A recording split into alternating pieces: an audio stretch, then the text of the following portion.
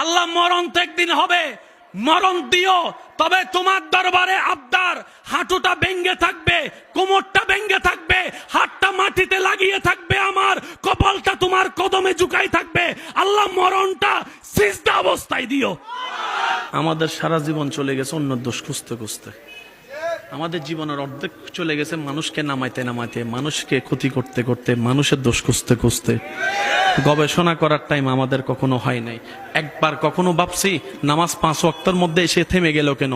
একবার কখনো ভাবছি ফজরের নামাজ 4 রাকাত হলো কেন?